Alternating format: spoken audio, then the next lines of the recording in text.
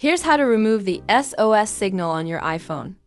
If you're seeing SOS only at the top right of your screen, it means your iPhone isn't connected to a cellular network, whether that's AT&T, Verizon, Sprint, T-Mobile, or whichever carrier you're using. Here's how to fix it. Check cellular settings. First, head into your settings and tap cellular. If you've turned off your eSIM, just turn it back on.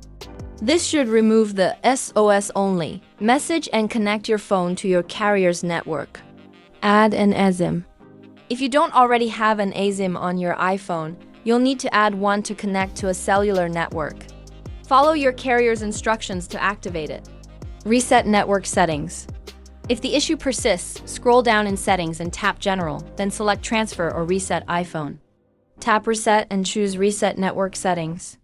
You'll need to enter your passcode, and this will reset all network settings to their factory default. This can fix issues with eSIMs or carrier connections. Check for carrier updates.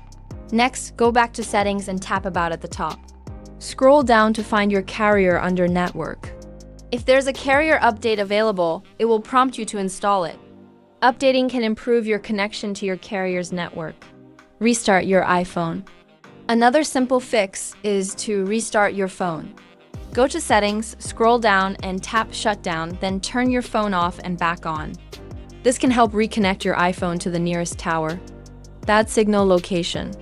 If none of the above works, it's possible you're in a location with poor or no signal, like a remote area or a building with bad reception. If you take your phone to a place with a better signal, the SO should disappear. If you found this helpful, don't forget to hit the subscribe button. It really helps me out. Thanks.